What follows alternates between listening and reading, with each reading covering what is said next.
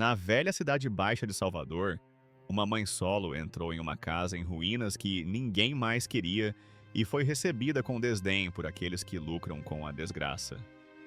O que ela não sabia: as paredes guardavam uma verdade que mudaria mais do que uma hipoteca. Ouça com o coração. Depois, inscreva-se, curta este vídeo e nos diga de onde você está assistindo. Quando Helena Bastos girou a chave enferrujada, a porta da frente resistiu como uma memória teimosa. A madeira cheirava a reboco úmido e fumaça antiga. A poeira flutuava na luz inclinada, transformando a sala de estar em uma lenta nevasca. O ar de novembro passava pelas janelas de guilhotina quebradas, fino como uma lâmina, e o assoalho gemia como se lembrasse de cada passo que partiu. Um radiador enferrujado tossiu uma vez e silenciou. No canto, uma poltrona poída por traças inclinava-se para uma lareira fria, onde a fuligem se agarrava como o luto. Laura, sua filha de 9 anos, envolta em um casaco de brechó, esfregou as mãos e sussurrou: "A gente pode deixar quentinho, mamãe?" Na varanda, Ricardo Guimarães, terno impecável, cachecol mais macio que dinheiro, um incorporador local com sapatos limpos e mãos mais limpas ainda, observava com um meio sorriso ensaiado. "Você realmente assinou por isto?" Ele perguntou, a voz cortante como o vento. "Há usos melhores para as economias de uma mãe solteira." Tentei avisar o banco. Helena se endireitou, sentindo o peso do olhar dele sobre a tinta descascada. A vizinhança oferecia sua trilha sonora, o zumbido distante da BR-324, um cachorro latindo 2 casas adiante, os sinos da Igreja do Bonfim soando como moedas quentes no frio. Ela sentiu o cheiro de cigarro da varanda de um vizinho, o toque metálico do inverno e o medo, o seu, como centavos na língua. Ricardo bateu no pilar da varanda, os olhos deslizando por suas luvas de loja de R$ 1.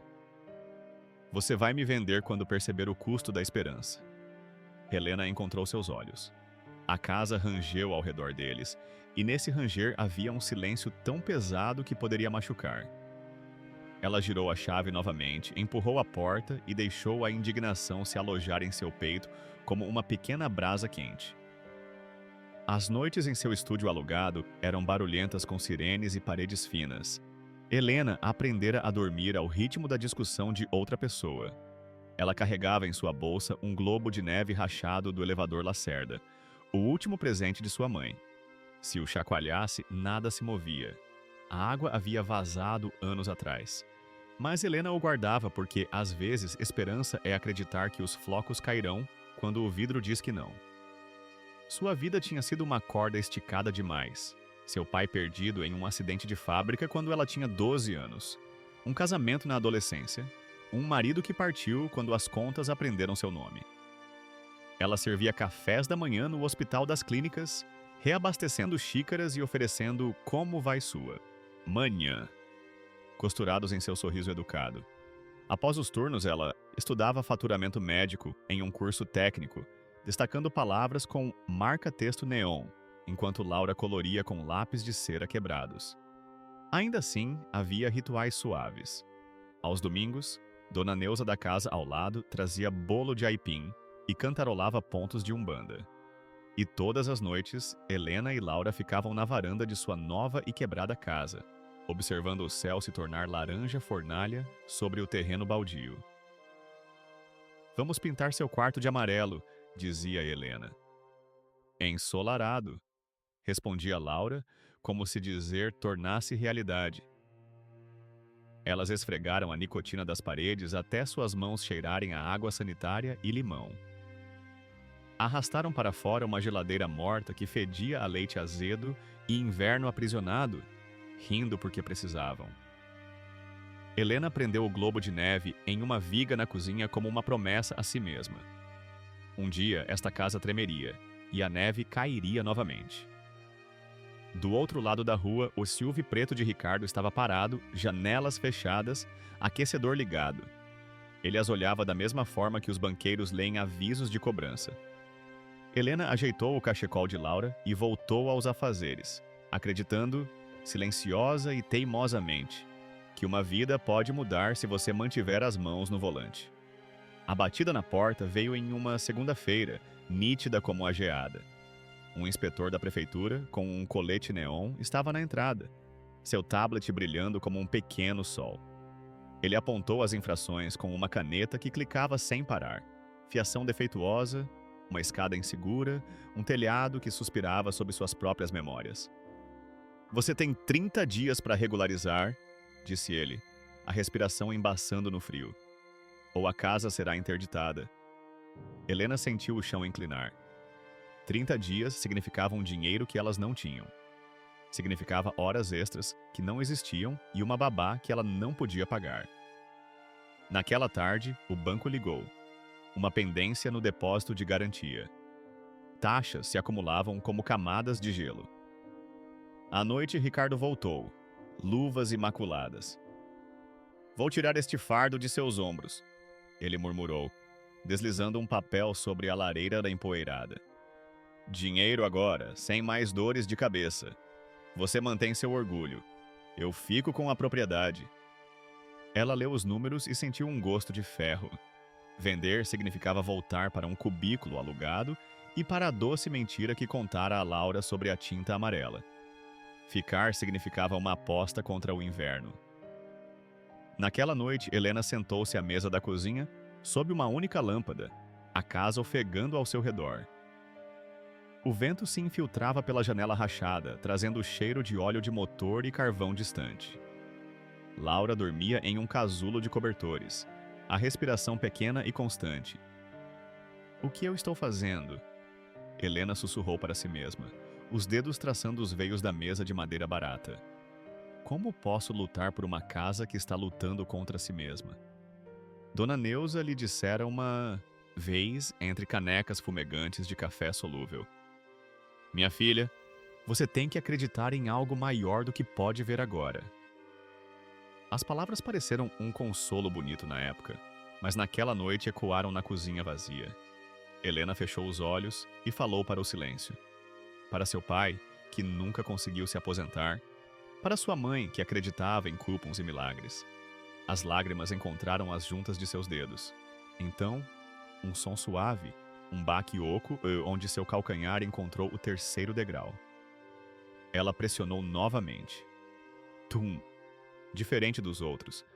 A casa, que tinha sido um longo não, ofereceu uma sílaba que não era bem um sim, mas também não era uma recusa.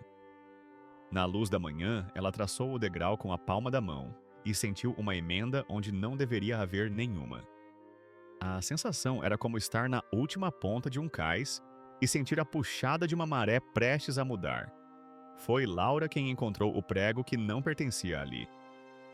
"Mamãe, este aqui é brilhante", disse ela, a palavra brilhante soando como um sino em uma igreja de pedra. Elas forçaram com uma faca de manteiga, depois com uma chave de fenda emprestada de Dona Neuza. A madeira cedeu com um pequeno suspiro. Debaixo do espelho do degrau havia uma caixa de lata da cor da chuva, fria contra as pontas dos dedos de Helena.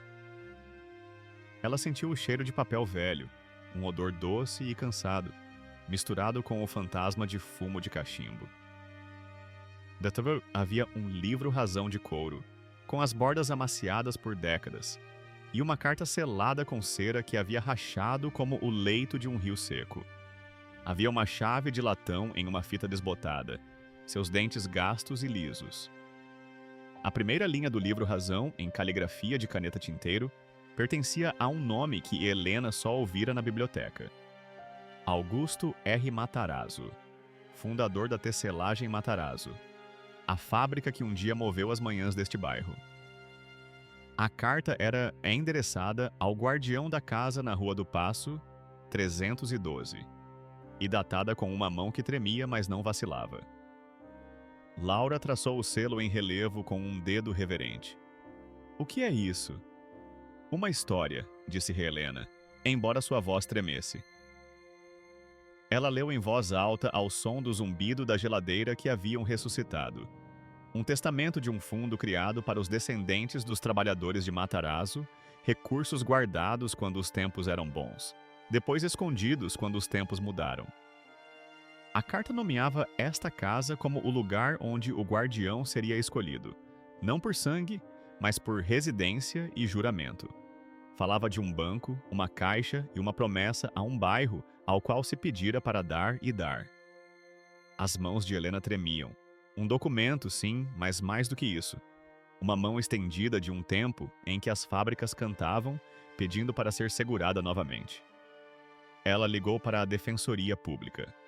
Tainá Campos chegou com um cachecol de lã e olhos firmes. Uma mulher que cheirava levemente a chá de hortelã e certeza. Se isto for o que parece, disse Tainá suavemente, então alguém escondeu uma porta no seu chão. A esperança surgiu crua e brilhante. A casa parecia menos um fardo e mais uma testemunha. Naquela noite, o SUV de Ricardo parou na calçada novamente. Helena observou pela janela enquanto ele ajeitava a gravata antes de se aproximar. O céu atrás dele da cor de moedas antigas. Laura estava sentada à mesa, a lição de casa espalhada. O lápis movendo-se lentamente sobre frações que se recusavam a ser simplificadas. "O senhor Guimarães está vindo", disse Helena, e o lápis de Laura parou. "Vamos vender a casa?" Sua voz era pequena.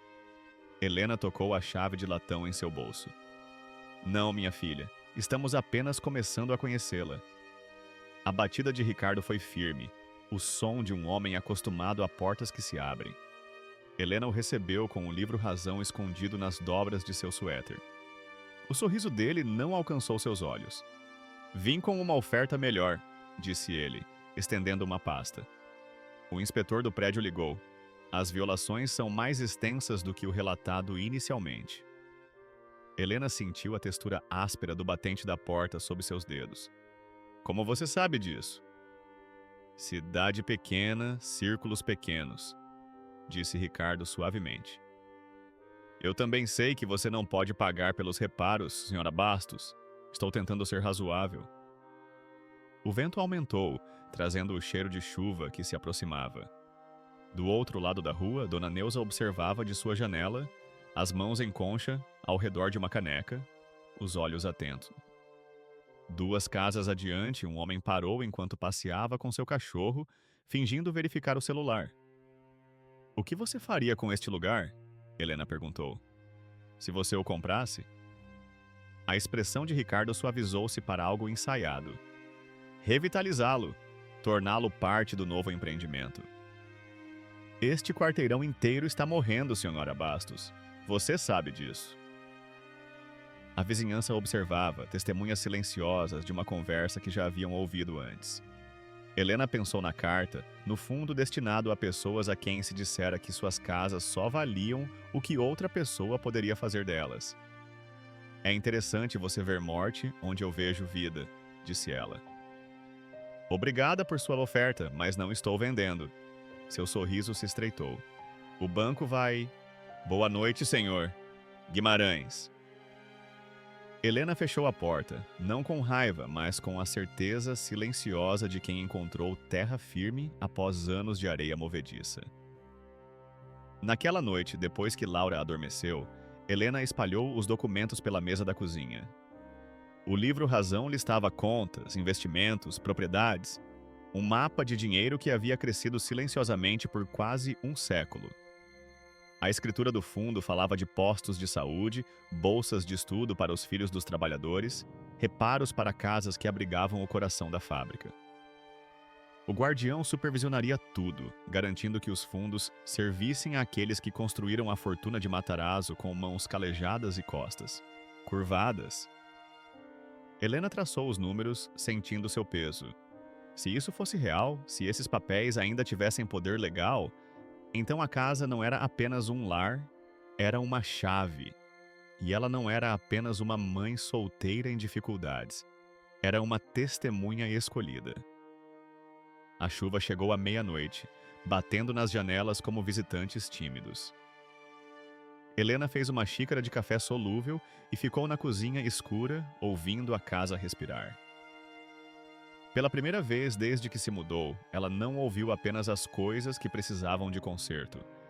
Ela ouviu a possibilidade. Tainá ligou cedo na manhã seguinte, a voz rápida com uma excitação contida. Eu verifiquei a existência do fundo, Helena. Ele está inativo há décadas, mas legalmente é sólido. Há um cofre no Banco do Brasil que corresponde ao número da chave. Helena fechou os olhos, sentindo o peso da chave de latão na palma da mão. Quanto? Não saberemos até acessarmos o cofre e as contas. Mas, Helena, os documentos mencionam propriedades, investimentos. Se eles foram administrados mesmo que moderadamente bem ao longo dos anos. Poderia mudar tudo, completou Helena. A magnitude daquilo pressionava suas costelas, grande demais para conter. Precisamos agir com cuidado, Tainá alertou. Vou marcar uma reunião no banco para amanhã. Enquanto isso, mantenha isso em segredo. Haverá partes interessadas quando isso vier à tona. Depois de desligar, Helena ficou na janela da cozinha, observando a chuva banhar o bairro em prata. Laura apareceu ao seu lado, quente de sono e curiosa. Algo está acontecendo, mamãe. Helena a puxou para perto, inalando o cheiro de shampoo de farmácia e infância. Algo está voltando, minha filha. Algo que pertence a este lugar. A nós. A todos que moram aqui. A todos que trabalham duro e ainda voltam para casa para coisas quebradas. Helena afastou o cabelo de Laura. Lembra como eu te disse que às vezes coisas boas se escondem dentro de decepções? Laura assentiu, solene. Esta casa estava esperando por alguém que não desistisse dela. A voz de Helena tornou-se suave. Assim como nós. Naquela tarde, Helena notou o carro de Ricardo estacionado no final da rua, uma sentinela escura contra o dia cinzento. Ele não estava observando a caixa. Estava no telefone, gesticulando bruscamente. Helena sentiu um arrepio que não tinha nada a ver com as correntes de ar das janelas. Ele sabia de algo. Alguém tinha falado. A corrida havia começado antes mesmo que ela aprendesse as regras. A notícia se espalhou como calor. Na quinta-feira, o salão paroquial de São Pedro encheu-se de cadeiras de plástico e casacos de inverno. Repórteres se equilibravam com câmeras, vizinhos seguravam copos de isopor e o ar cheirava a café, lã molhada e expectativa. No palco, um representante do banco pigarreou. O microfone chiou. Tainá estava à esquerda de Helena, Laura à sua direita, luva dentro de luva. Ricardo. Sentou-se na primeira fila, cachecol impecável, expressão controlada. Ele havia entrado com uma liminar naquela manhã, argumentando cadeia de custódia e perturbação da ordem pública. A resposta de Tainá foi uma pilha de cópias. O livro Razão, a carta, o Código Civil sublinhado em azul. A chave de latão, polida pelo tempo, não pela ganância, repousava no bolso de Helena, quente contra sua palma. O banqueiro falou primeiro, lendo os números como se fossem a previsão do tempo. O depósito de 1929, investido conservadoramente por quase um século, composto através de guerras e recessões. O número no final roubou o fôlego da sala. 900 milhões de reais. Não para uma pessoa, diziam os documentos, mas para a estrutura viva do bairro, reparos, bolsas de estudo, postos de saúde, pequenos negócios, supervisionados por um guardião obrigado a viver onde o fundo começou. Helena sentiu o peso dos olhos, a inspiração coletiva. A sala oscilou entre a incredulidade e a esperança, aquela borda perigosa onde as comunidades caem ou voam. Dona Neuza acenou encorajadoramente da terceira fila, as mãos postas como em oração. 2 adolescentes da mercearia da esquina se inclinaram para a frente, os celulares esquecidos. O velho senhor Oliveira, que havia trabalhado na Matarazzo antes de fechar, tirou o boné, revelando cabelos finos como a luz do inverno. Este dinheiro, continuou o banqueiro com a voz firme, vem acumulando juros desde a Grande Depressão. A escritura do fundo estipula que ele deve ser usado para o benefício desta comunidade, com prioridade para a estabilidade da moradia, educação e saúde. A guardiã, ele acenou para Helena. Teria a supervisão, com responsabilidade perante um conselho composto por moradores. Murmúrios surgiram. Depois um silêncio. Tainá acenou para Helena. Ela deu um passo à frente. O microfone captou o tremor em sua inspiração. 3 semanas atrás, começou Helena, comprei uma casa que todos me disseram que não tinha salvação. O senhor Guimarães, ela olhou para Ricardo. Me disse que eu estava desperdiçando meu dinheiro, que eu deveria saber o meu lugar, que a esperança custa muito caro para pessoas como eu. A sala se aquietou. O maxilar de Ricardo se contraiu, mas ele não desviou o olhar. Esta casa foi chamada de irreparável, ela continuou, a voz se firmando.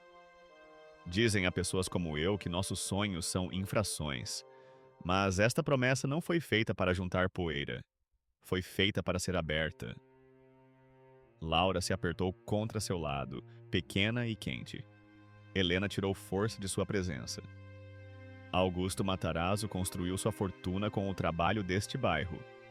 Antes de morrer, ele criou este fundo para garantir que, quando os tempos ficassem difíceis, a comunidade não seria abandonada. De alguma forma, ao longo dos anos, essa promessa foi esquecida, escondida. Mas a casa se lembrou. Helena ergueu a chave de latão, captando a luz. Isso não é sobre enriquecer uma pessoa, é sobre lembrar que um bairro é tão forte quanto seu membro mais vulnerável. É sobre restaurar o que sempre foi destinado a ser compartilhado. As câmeras piscaram como olhos assustados. Helena olhou para Ricardo. Não com vingança, mas com uma tristeza clara e humana pelo que ele nunca aprendeu a amar. Você tentou comprar a minha própria esperança, disse ela. Mas a esperança não está à venda. O maxilar de Ricardo se contraiu. Fatos da não fúria o expuseram, registros mostrando a tentativa de sua empresa de comprar propriedades ligadas ao antigo fundo de Matarazzo. A sala não zombou. Apenas olhou para ele até que sua certeza não tivesse onde se sentar. Uma repórter levantou a mão. Senhora Bastos, como você responde às alegações de que fabricou esta história para ganho pessoal? Antes que Helena pudesse responder, Dona Neuza se levantou, seu cardigã coral brilhando contra a paleta de inverno da sala. Eu moro na Rua do Paço há 47 anos, disse ela, a voz clara como um sino. Meu pai trabalhou para a Matarazzo. Ele sempre disse que o senhor... Augusto era diferente, que ele prometeu se lembrar de quem construiu sua riqueza. Achávamos que era só uma história. Ela olhou para Helena com um orgulho feroz. Algumas pessoas veem uma casa em ruínas. Outras veem o que está escondido dentro dela. Um por um, moradores antigos se levantaram. Senhor. Oliveira com suas cicatrizes de fábrica. Lúcia Pereira, que lecionou na 3ª série por 30 anos. Francisco Chen, cujos pais abriram a mercearia da esquina em 74. Cada um tinha um fragmento de memória, passado como escritura. A promessa de Matarazzo, o fundo dos trabalhadores, o bairro que deveria pertencer a si mesmo. Ricardo se levantou, ajeitou o cachecol e caminhou em direção à saída. Na porta, ele parou, olhando para trás, para Helena. Seus olhos se encontraram à distância. Algo passou entre eles. Não rendição, nem exatamente respeito, mas reconhecimento. Então ele se foi, a porta se fechando suavemente atrás dele. A reunião continuou noite adentro. As perguntas se multiplicaram. Como o dinheiro seria distribuído? Quem se qualificaria? Com que rapidez os reparos poderiam começar?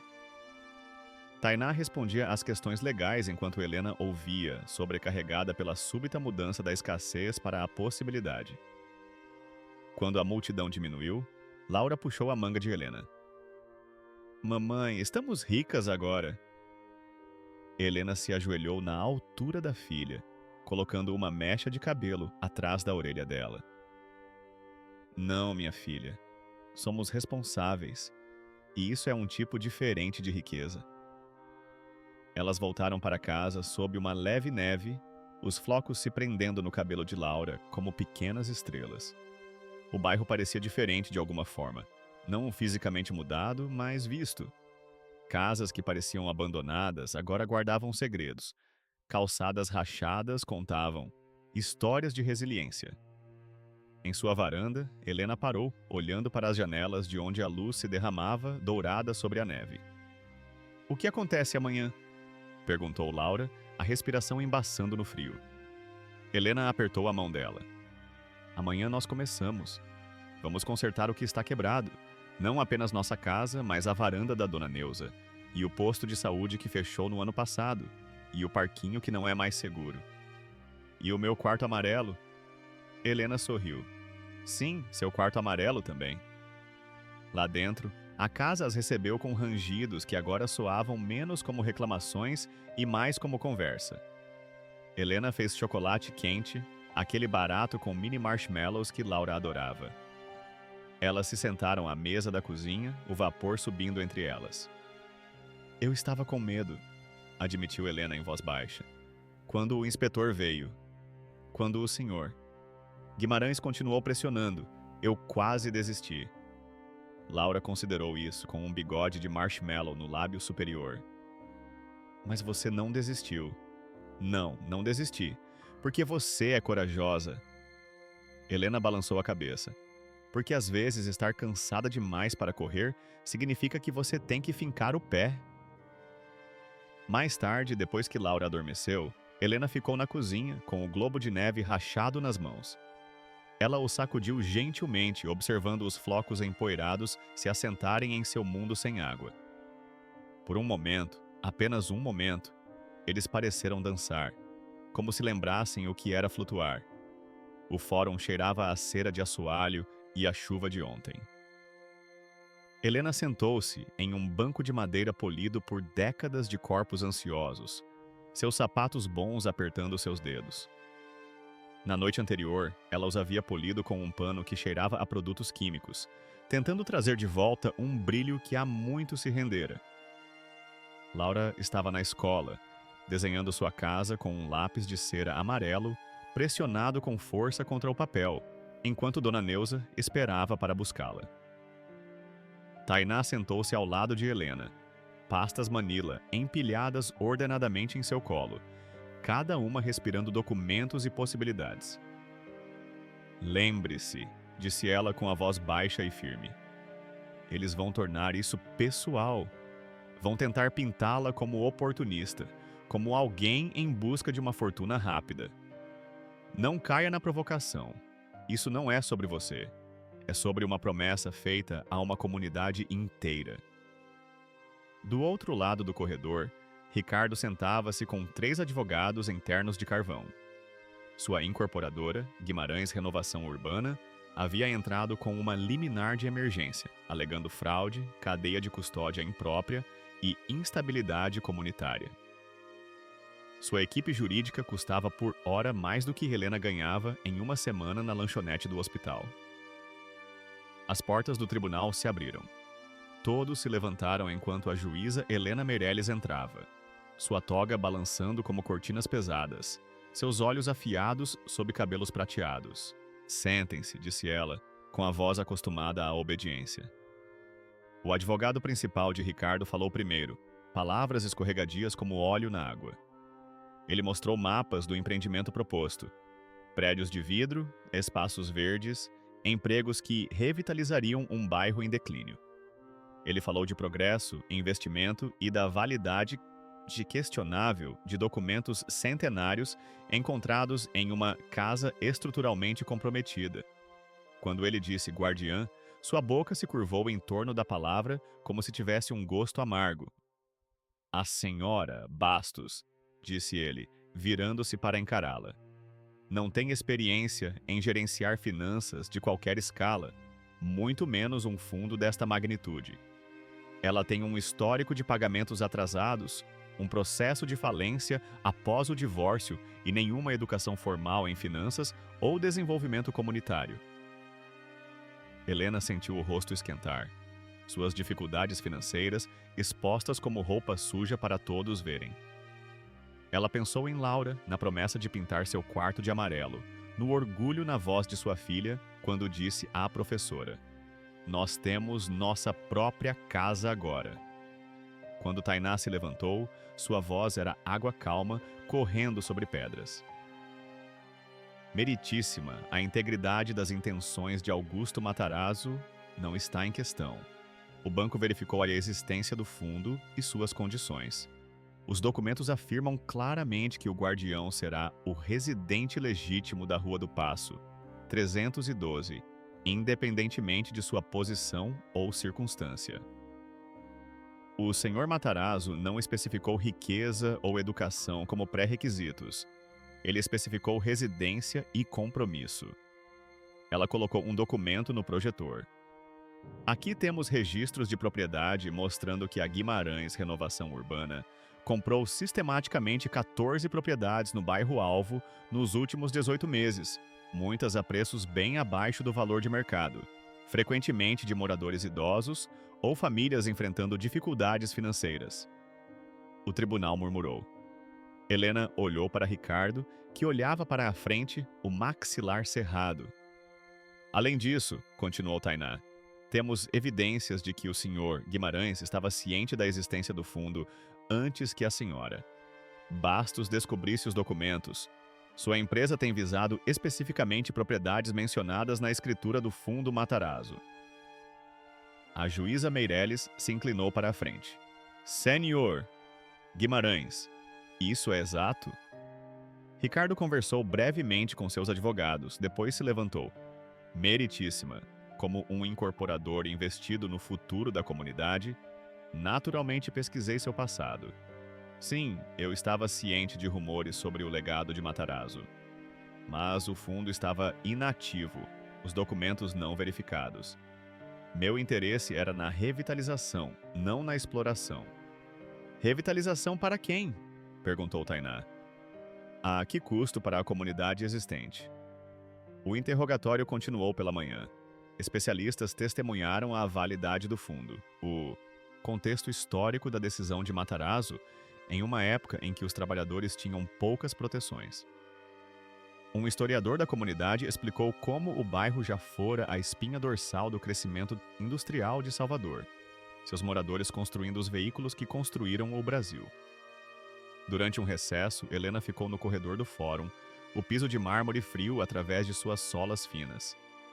Ela observou Ricardo falando urgentemente em seu telefone, de costas para os pilares esculpidos. Por um momento, ela não viu um adversário, mas um homem se agarrando a uma visão que estava escapando. Havia algo solitário em sua postura rígida, na maneira como ele olhava por cima do ombro para o espaço vazio. Quando o tribunal recomeçou, a juíza Meireles revisou as alegações finais, seus óculos empoleirados na ponta do nariz. A sala prendeu a respiração. Helena pensou na casa esperando por ela, suas partes quebradas de repente valiosas não apesar, mas por causa do que lembravam. Tendo revisado todas as evidências, começou a juíza Meireles, não encontro fundamentos para invalidar o fundo dos trabalhadores Matarazzo. Os documentos são autênticos, as intenções claras e a estrutura legal sólida. A liminar é negada. Um alívio cascateou por Helena como água morna. Ela apertou as mãos para impedi-las de tremer.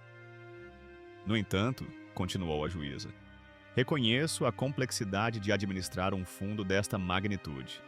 Portanto, estou ordenando o estabelecimento de um conselho fiscal de 5 membros para trabalhar com a senhora Bastos.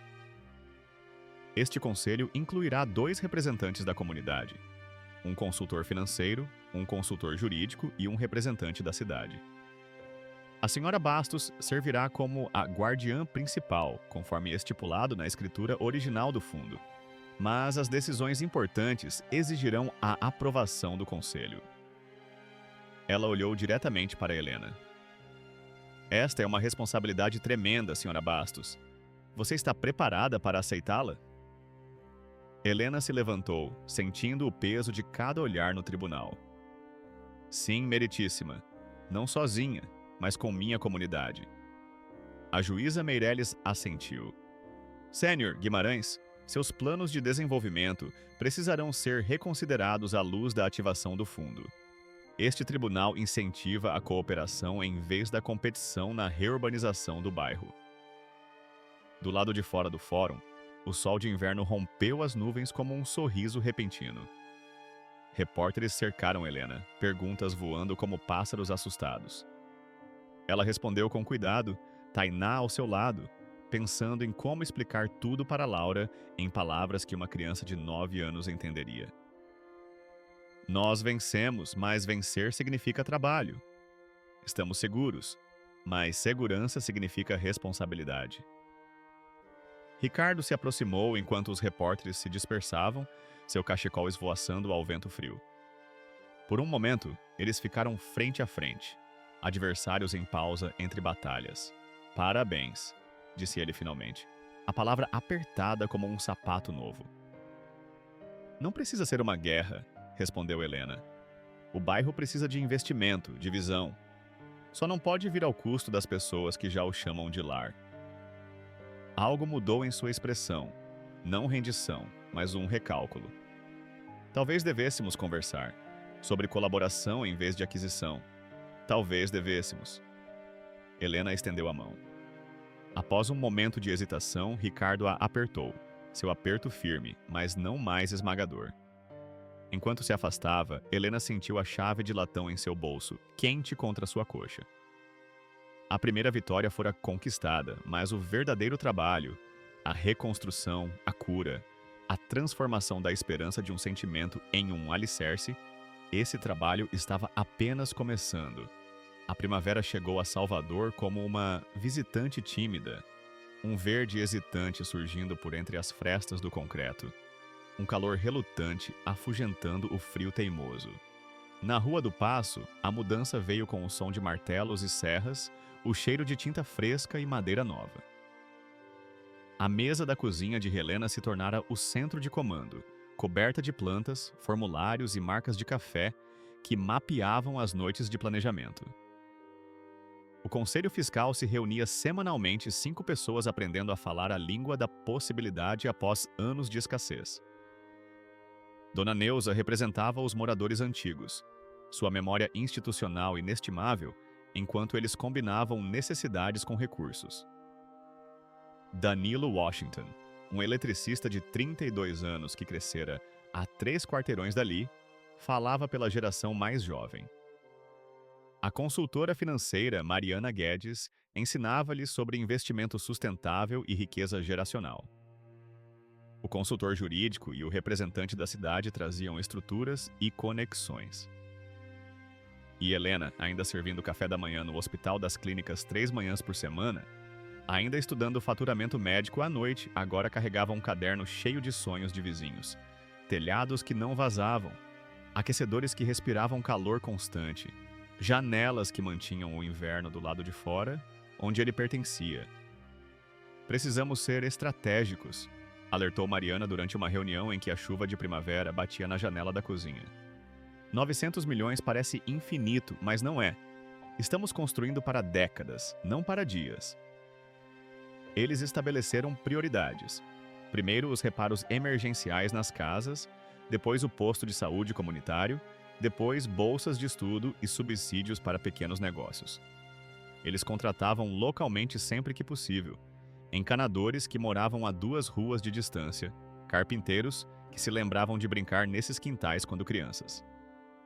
Ricardo Guimarães surpreendeu a todos ao oferecer os recursos de sua empresa a preço de custo. Não é caridade, ele insistiu quando Helena questionou seus motivos durante um café na lanchonete, onde a garçonete chamava todo mundo de meu bem, independentemente da idade ou status. É negócio inteligente. Um bairro próspero é melhor para todos do que uma ilha gentrificada cercada de ressentimento. Ele havia mudado desde o tribunal, ou talvez estivesse simplesmente revelando camadas que a ambição havia escondido anteriormente. Sua experiência em desenvolvimento se mostrou valiosa enquanto eles navegavam por licenças e empreiteiros. Ele ainda usava cachecóis caros e dirigia um SUV de luxo, mas aprendera a ouvir quando os moradores falavam do que precisavam, em vez de dizer-lhes o que deveriam querer. Em uma terça-feira quente de maio, Helena estava em sua varanda, observando dois trabalhadores substituírem o telhado de Dona Neuza.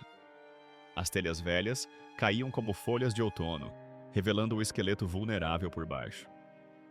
Laura sentava-se nos degraus desenhando plantas arquitetônicas para uma horta comunitária, a língua presa entre os dentes em concentração. "A tinta amarela chegou hoje", disse Helena, passando a mão pelo cabelo da filha, escuro e brilhante sob a luz da primavera. Laura ergueu os olhos, brilhando de antecipação. "Para o meu quarto? Para o seu quarto. Podemos começar hoje à noite." Do outro lado da rua, um jovem casal com um filho pequeno visitava uma das casas recém-reformadas, seus rostos esperançosos enquanto espiavam pelas janelas recém-lavadas. Eram professores, Helena sabia, expulsos de outros bairros pelos preços. O fundo havia estabelecido uma cooperativa habitacional que mantinha os pagamentos acessíveis enquanto construía patrimônio para os moradores. O escritório do fundo fora aberto na antiga mercearia da esquina. Suas janelas limpas, suas prateleiras agora contendo panfletos sobre os programas disponíveis em vez de produtos enlatados empoeirados. Helena passava as tardes ali, ouvindo os vizinhos compartilharem preocupações e sonhos em igual medida. Às vezes eles traziam história, fotos desbotadas da fábrica Matarazzo em seu auge, histórias passadas sobre Augusto Matarazzo andando pelo chão da fábrica de mangas arregaçadas, perguntando aos trabalhadores sobre suas famílias pelo nome. "Ele não era perfeito", disse-lhe o senhor. Oliveira, numa tarde tranquila, suas mãos nodosas embalando uma caneca de chá lascada. Fez sua fortuna como os outros, mas no final, ele se lembrou de quem a construiu com ele. Isso é raro o suficiente para valer alguma coisa. Nem todos acreditavam na transformação.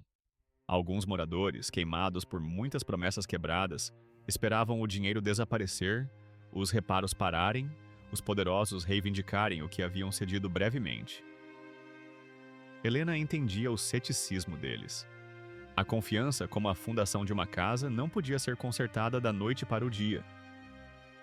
No início de junho, eles reabriram o posto de saúde comunitário em um anexo de igreja reformado. A cerimônia de inauguração atraiu uma multidão. Moradores, repórteres, autoridades municipais subitamente interessadas em um bairro que antes haviam descartado. Helena ficou ao fundo, observando Laura distribuir biscoitos que ajudara a assar na noite anterior, a cozinha delas quente com canela e possibilidade. A doutora Amanda Ferraz, uma médica de família que crescera no bairro e voltara para servi-lo, lideraria o posto.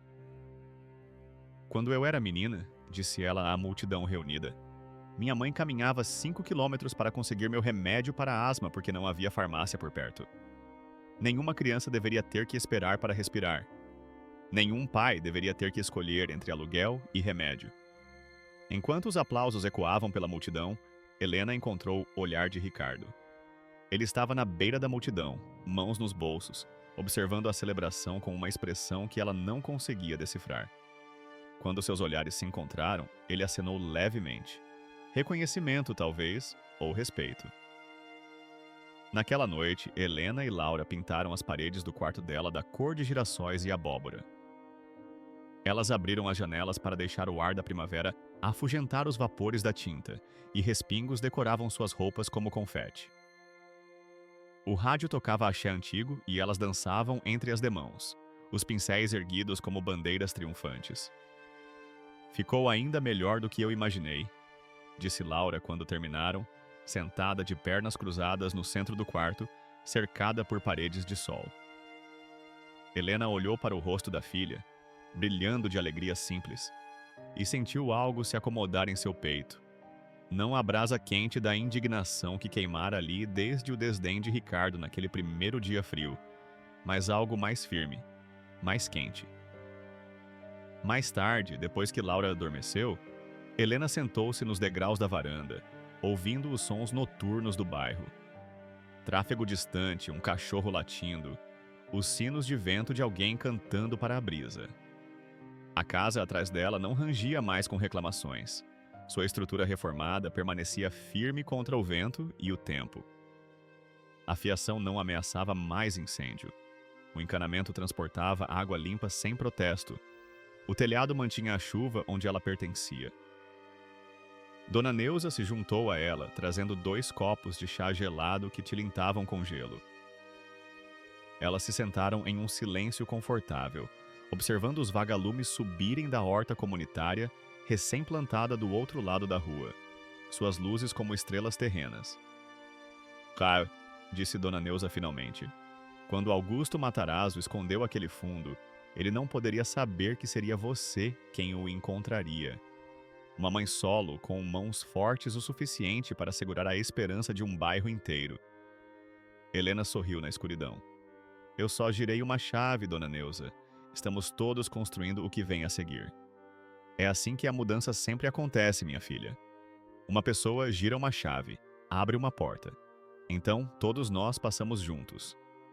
De dentro da casa veio o som fraco de Laura se virando no sono, cercada por paredes da cor do amanhã. Helena respirou o ar da noite, sentindo o gosto da promessa como mel em sua língua. O trabalho não estava terminado. Fundações precisavam ser fortalecidas, feridas precisavam ser curadas, a confiança precisava de tempo para crescer como as mudas na horta comunitária. Mas pela primeira vez, desde que conseguia se lembrar, o tempo parecia um aliado em vez de um adversário. O inverno afrouxou seu aperto, um tímido grau de cada vez. 1 ano se passara desde que Helena girou pela primeira vez aquela chave resistente na fechadura da porta da frente. O bairro respirara através das estações de mudança. Hortas de verão rendendo tomates e conversas, o outono trazendo os primeiros bolsistas para a casa da faculdade com histórias que cheiravam a possibilidade.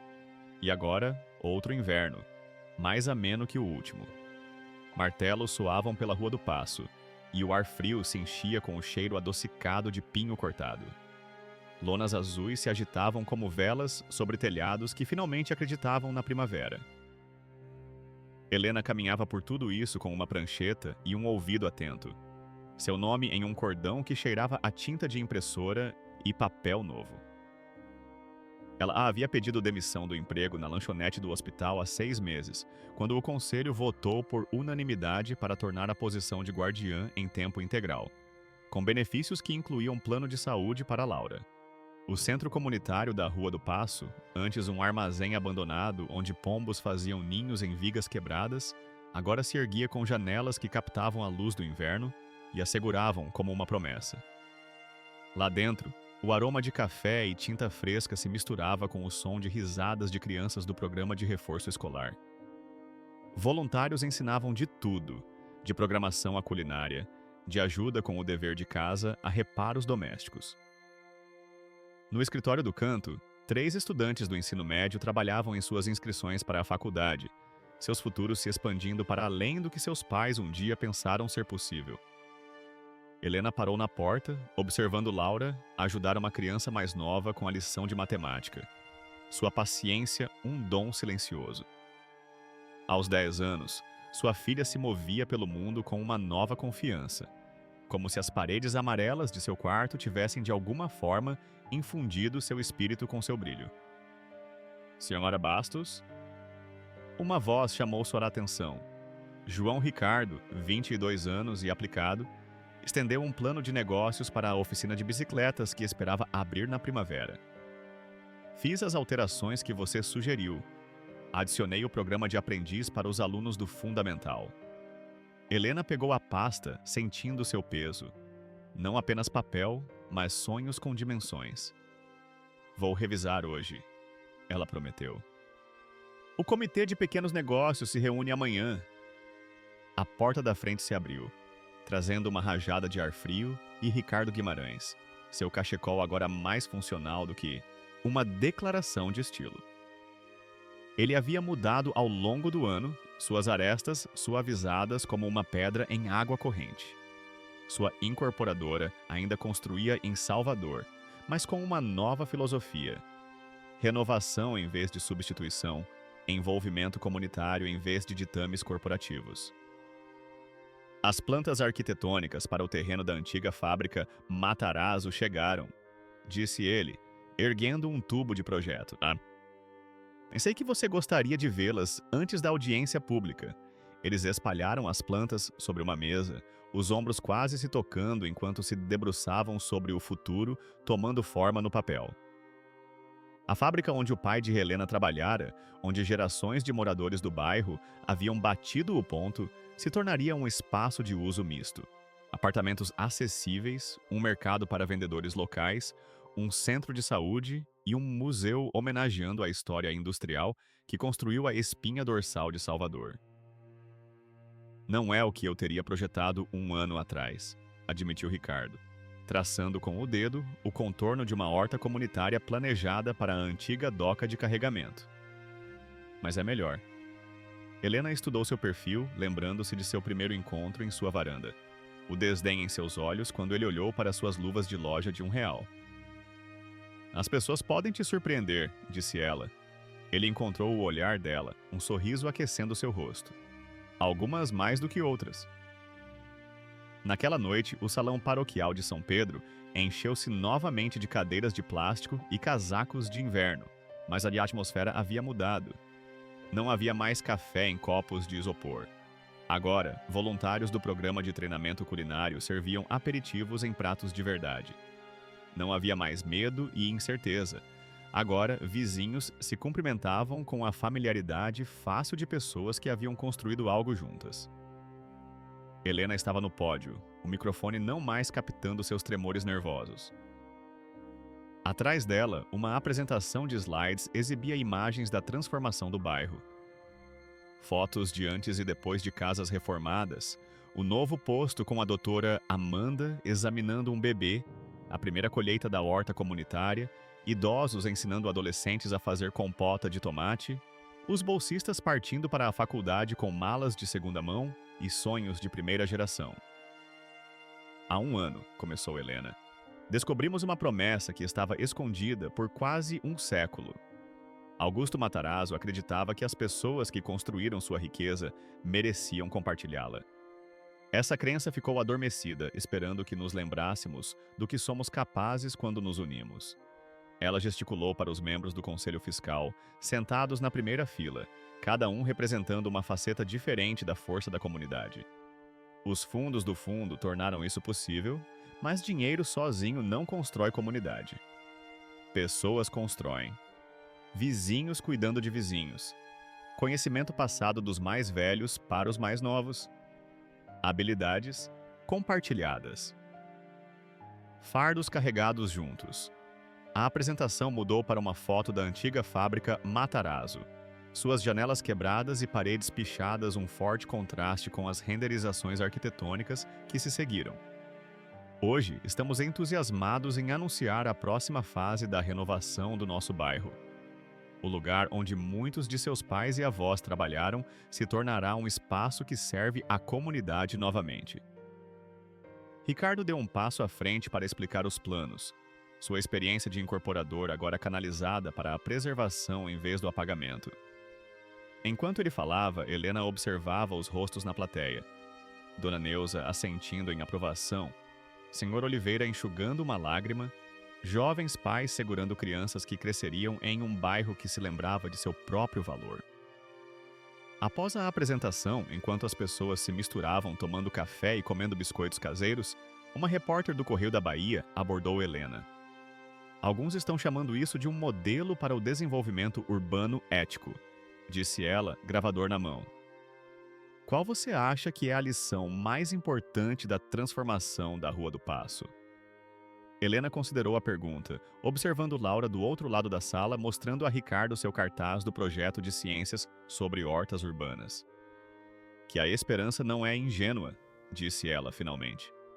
Que as comunidades têm as respostas para seus próprios desafios, se receberem os recursos e o respeito para implementá-las.